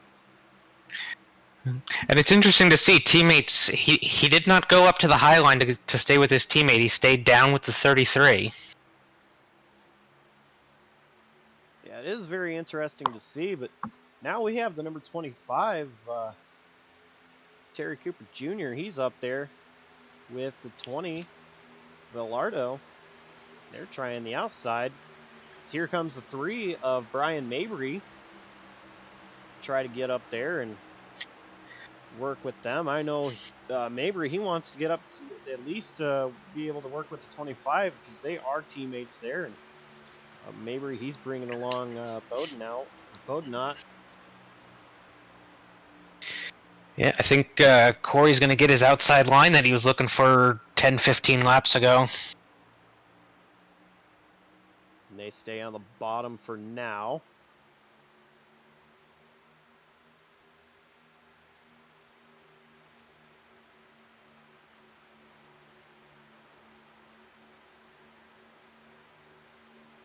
Mabry does move up. Now he's going to be working with his teammate, Terry Cooper Jr. And they're going to have Villardo kind of in tow, about car length back. 20 laps to go for these guys.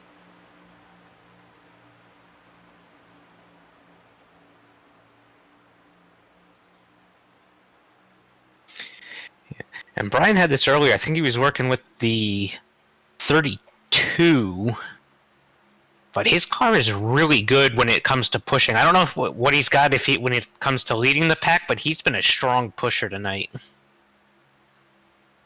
Yeah, and I imagine he's got the same setup as his other two. He gets a little loose there, but able to keep it straight. But as I was saying, I imagine he's got the same setup as his other teammates that we saw in the first duel. If I believe Terry is the driver that did get second for qualifying, so Terry will be locked into his position.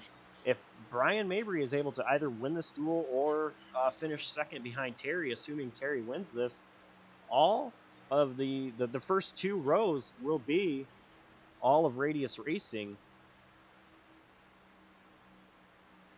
So they are trying. Mabry and Terry Cooper are trying to get that to happen so that they can have those first 4 spots.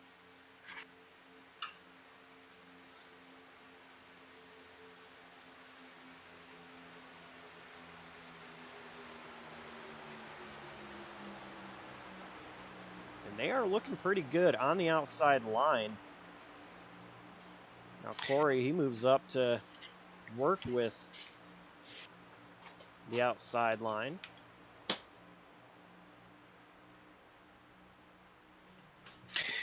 And that looks like it might be enough to get Terry Cooper Jr. into the lead.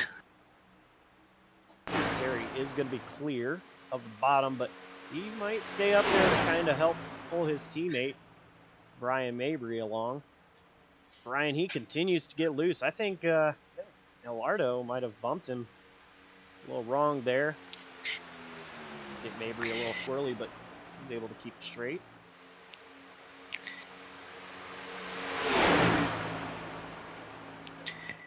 Yeah, I think Brian might be a little loose on his own, but when you start pushing the pusher, it starts getting a little dangerous.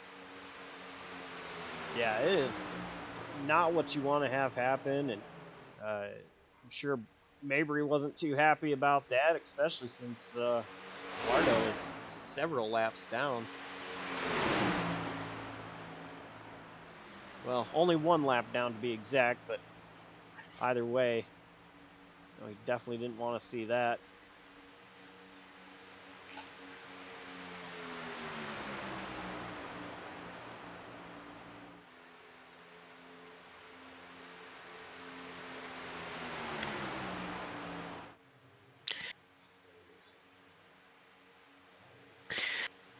And Dallas, he's just controlling this race from the bottom.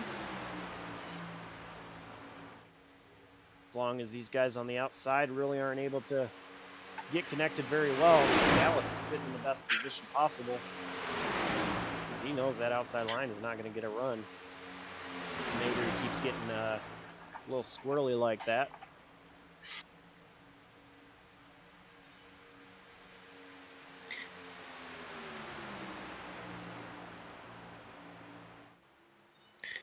Yeah, that outside line looks like it's losing a little bit of steam now. I think they might just try to fall in line here and set up a push towards the end.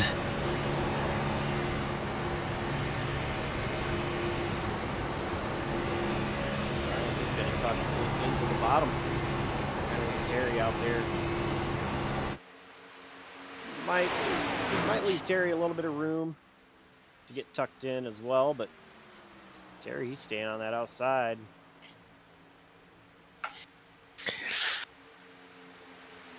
I think they just left John out to dry, and this is where it gets interesting because John being a lap down, he wasn't really racing for position, but he was controlling that because he was the 4th car. Well, because it made Corey the 4th car. Now John's got control even though he's a lap down because he's the tiebreaker when this outside line decides to form up. It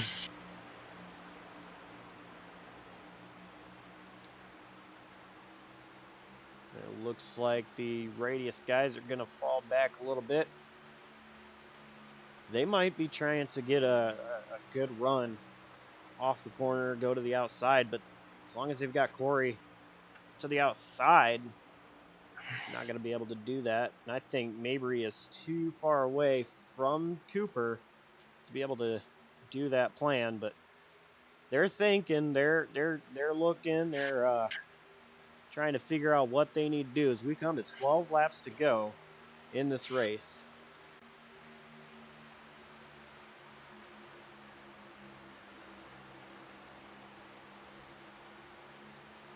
Corey gets a good run off of Good draft off of Mabry, that is. He goes to the outside, but nobody to help him, so he's just going to kind of be out there on his own still.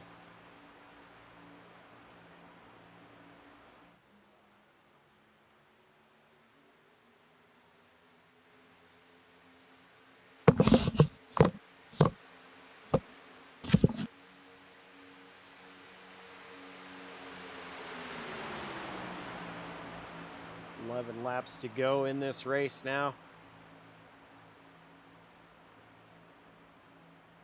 These guys, I'm very surprised here. You know, they say that one duel is calm and the other is chaotic.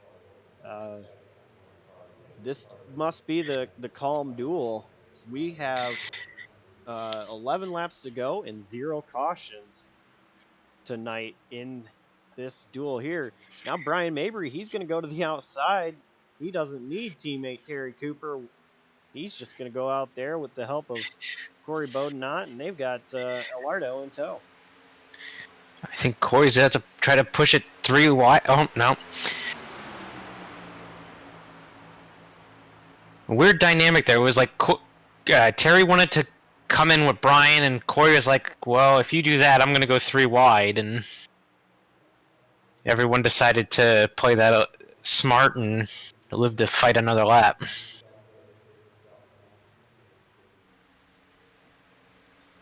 So now Brian is in front of Terry.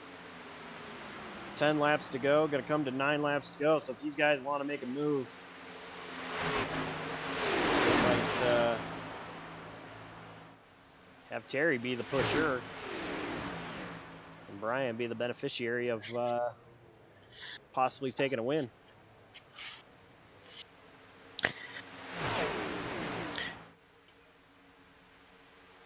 I mean, that is the way you do it if you're looking to set your teammates up, because Terry's got nothing really to gain here. Terry's locked into the front row, and if he pushes Brian to the win, it's going to be teammates on the outside. And there they go. Brian and Terry look, and they have Alardo looking with them.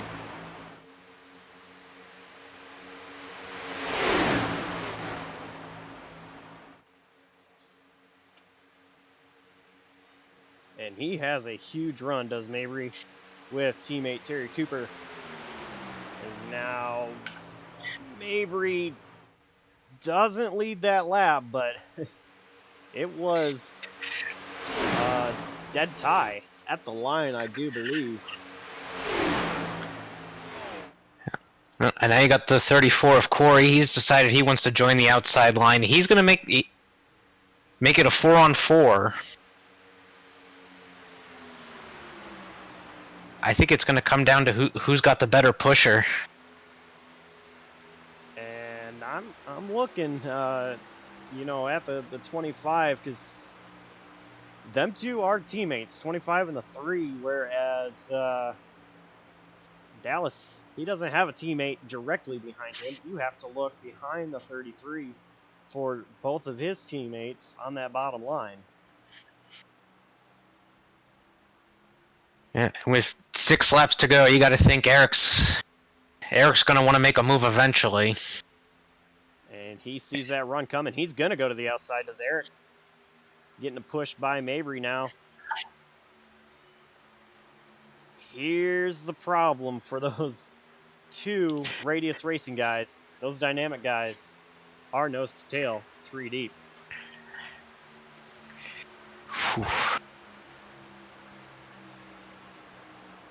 Outside line needs to regroup here. And they are going to. With Mabry, Cooper, Alardo, and Corey, maybe. He stays on the bottom so far, but now Terry Cooper Jr., he needs to work and push Brian Mabry. They have a huge run on the outside. So that is really helping Mabry out right now. We'll see here if Eric McKee, I'm not really sure how to pronounce it, but we'll see if he starts blocking. 5 laps to go in this race.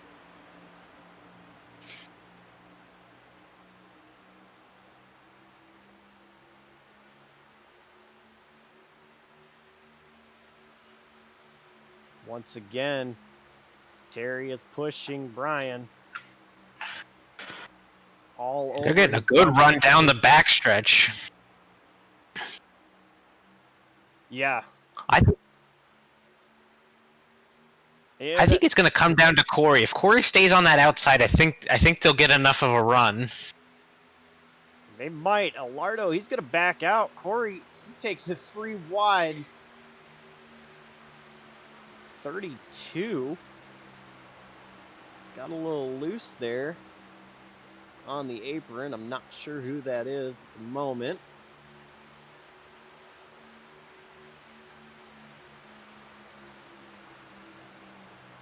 You got 3 on 2 now, and here comes the other help.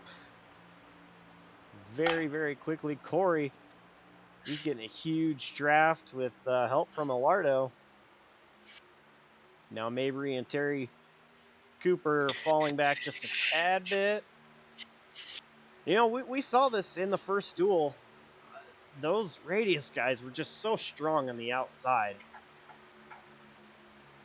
And it's continuing to show here. Now Mabry, he's going to have a nose ahead. Cooper is all over the back bumper of Mabry. And here comes Corey. Does Corey try to make it 3 wide? Whoa, that was tight. Oh, they touch. Oh, they're the leaders wreck. The 33, the 25, the 23. That is going to bring the first caution out of this duel with 3 laps to go.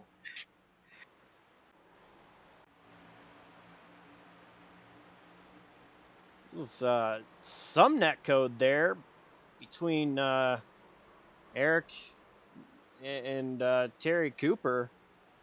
Just ended up in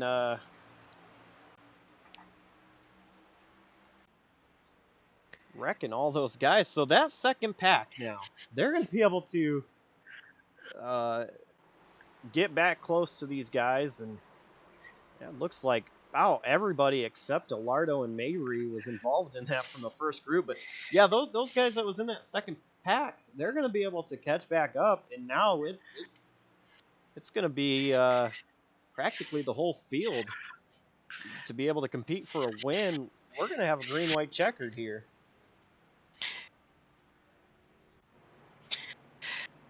And I think the real winner of that is the 34 of Corey. He had, I believe it's the 25 of Terry Cooper, come right across his nose. And he got through that pretty unscathed. He does have a little bit of damage, but not a ton. Looks like Cooper is going to come down pit road along with those dynamic guys and a few others.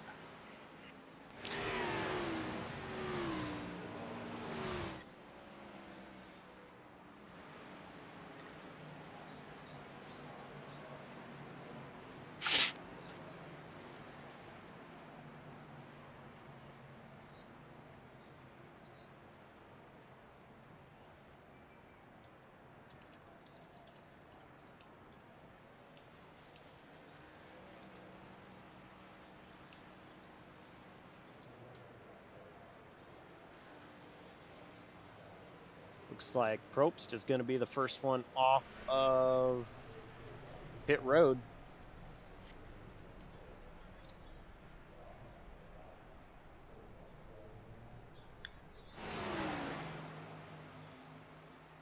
A lot of these guys staying in the pits for damage repairs.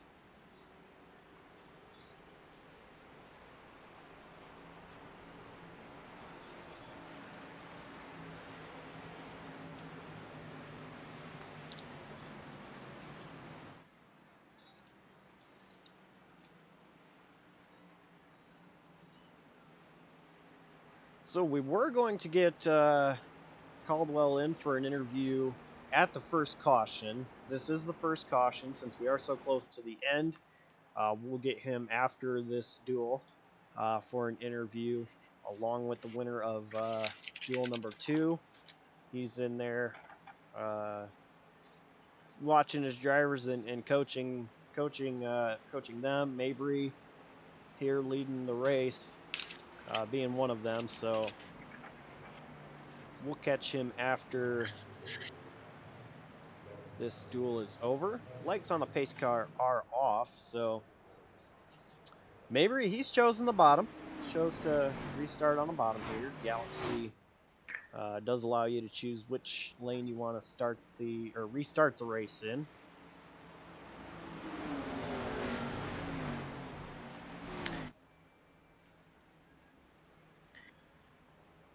And this will be interesting because a couple people have lost their teammates here, so it's really going to be a free-for-all, dog-eat-dog world.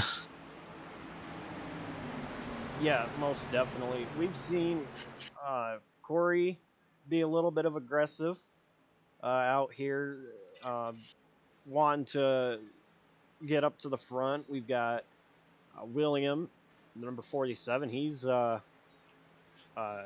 great fast driver out here. Mabry, I have a lot of experience racing with him at tracks like Daytona and Talladega.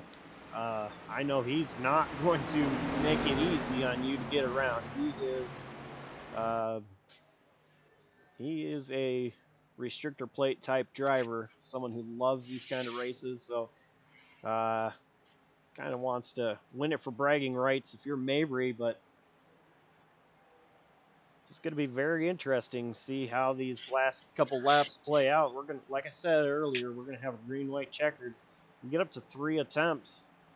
We might just have to see one of those attempts. Pace car is in. Mabry hits the gas. We are green for this green-white checkered. Good takeoff for that inside line. The outside didn't look like it got a good jump. And a great restart by Mabry. And Corey does make the move. I'm surprised that Mabry stayed on the bottom. Corey is getting a huge push from that number 47, William. But in turn, Brian Mabry, he's getting a huge push from that number 61. Or, excuse me, that's not the 61. 61 was in the other race. Don't look now, but Alex Brisson's got us 3 wide. We're going to have 3 lanes for the final lap. Yeah, white flag is out. We will not use any of the other green-white checkers. Princeton, he is out there. He's gaining a lot of positions. And don't look now, but here comes Eric Wineland as well. Eric Wineland, he is coming. He's might not have enough time. I'm thinking Mabry might be able to win this thing, but Wineland, he goes to the outside. I don't think Wineland has enough time, though. This is going to be close at the line. Mabry is going Brian to win Mabry. this, though.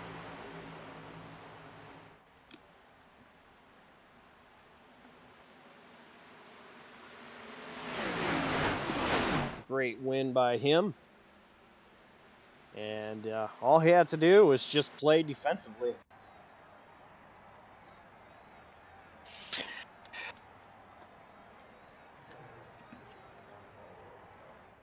Top 5, Mabry, Madrios, Randy Drumhiller, Wineland, Pataska.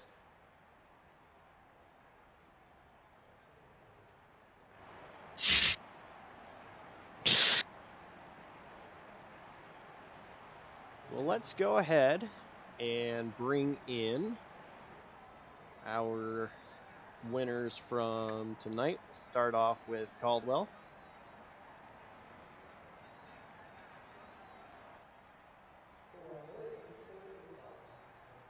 Hey, Cameron Caldwell, it's Josh up in the JCTV booth. You got a copy? Yes, sir. Well, first of all, congrats on the win in Duel 1. We were going to get you in for an interview earlier, but didn't quite work out that way. But you've had enough time to celebrate the win with your team and just watch one of your other drivers go out and win this duel. So looks like we're going to have a first, the top 4 drivers all being Radius guys. So first of all, walk us through, your duel, working together with your teammates. Yeah, no. First of all, like you said, Radius top 4. That's like really good for our debut. I'm super pumped about that. But yeah, my duel. I had Mike pushing me towards the end. At the beginning, we were just kind of riding in the back after leading for a little bit, and then they just kept telling me, run the top, run the top, run the top. And we had some runs on the bottom, and then eventually Ty got up there. So I got a little nervous, but I got a huge push from Mike down the back on the final lap, and that was enough to hold on. So we got the first stage, or the first duel win. So that was really cool. That was my first Galaxy victory since Sonoma, so that's pretty cool. And we lead the points going to Daytona, so that's cool. But really, I'm just really excited for Brian because, like you said, Mike won the pole, Terry's outside row, I'm starting 3rd, and Brian's starting 4th, so that's really fun with us 4 up top at the beginning of the race. So going forward into the 500, obviously it's a whole week away. From last week to this week, were there any kind of changes that you guys might have made to your setup to get it more perfected for the 500? Well, kind of like last week, we had a different setup before the Clash, and then we decided to go with a different setup in the practice of the Clash. And same thing happened this time. We decided to go from a different setup we were testing all week for the duels, and I don't know about you, but I think it worked out pretty well. So I think we got what we got at this point. I think we're happy with what we got. So I think we're set at this point. I think we're going to be pretty hard to beat if we can get lined up. Well, before I let you go, any sponsors, team shout-outs you'd like to give? Yeah, Adam Kuhn for doing all the media PR, marketing, all that fun stuff. And then my teammates in Duel 1 for pushing me. My teammates in Duel 2 for working together well. Unfortunately, Kyle got caught up in an incident, so that took him out pretty early. I don't know exactly where he finished, but it wasn't pretty. So hopefully he'll get up to the front with us, or wherever we line up later on in the 500. And then, of course, in the Pits News for sponsoring my 500 car, and then the rest of all my sponsors and all the Radius sponsors. So yeah, big thanks to all of them. Alrighty, well, congrats on the win, and we'll see you next week in the Daytona 500. Thanks, guys. That was Cameron Caldwell, driver of the number 12 in the Pits News Chevrolet for Radius Racing. We're going to go ahead and bring in winner of duel number 2, Brian Mabry. Brian, you got a copy? Yes, sir. Well, Brian, first of all, I want to congratulate you on that win. I appreciate it. It wasn't looking, so certain in the beginning with those dynamic guys kind of just leading the field. It was all single file, but you and Terry were able to get something moving. You actually left Terry hung out to dry. Was it just kind of a move because you knew he was locked into the top row, so you just figured going to the bottom was what needed to be done? Well, he kind of told me to do that. I was going to jump back up there if I had the room to do it. Kind of just happened. Wasn't really planned. Unfortunately, that wreck happened, took him out. So yeah. Now, when that caution came out and you knew that you had the lead, it was going to be a green-white checkered, all you had to do was hold them off for 2 laps. That all you had to do was hold them off for 2 laps sounds a lot easier said than No doubt. done. So when that caution came out, what was going through your mind? I just try to keep them behind me best I could. I wasn't sure if I could, but luckily I had enough to do it. Moving forward, you know what it's like to race with half the guys that you're going to race next week with in the Daytona 500. So is there anything you can take from this week to apply it to next week? You got a 4th place starting spot for that race. So how are you going to use tonight to prepare for the 500? Mainly just work with my teammates and try to put ourselves in the best position to do the best we can. Because, as you know, anything can happen anytime, no matter if it's front or it's back. A lot of things can happen, but you just try to do the best you can to keep a clean car where you can be there at the end.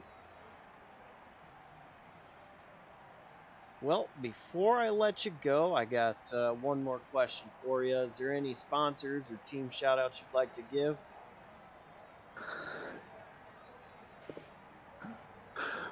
I guess in the pit news, all the guys. I'd like to thank Terry for the work on the setup, because I wouldn't be able to do that without his help.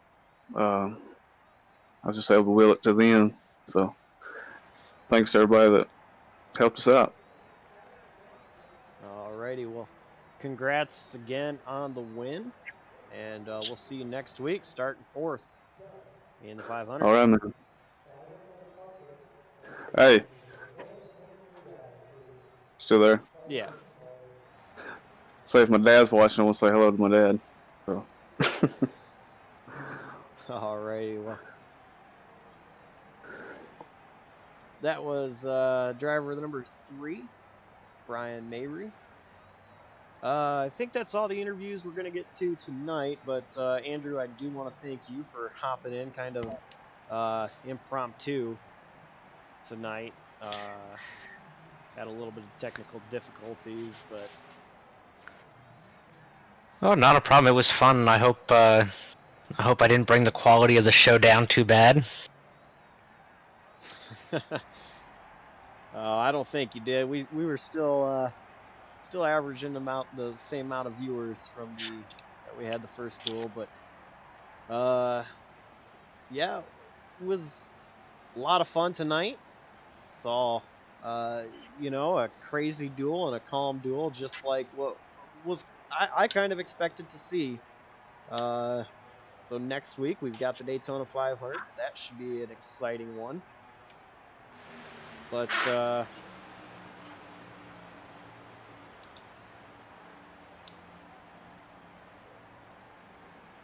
once again, thank you for joining me in the booth.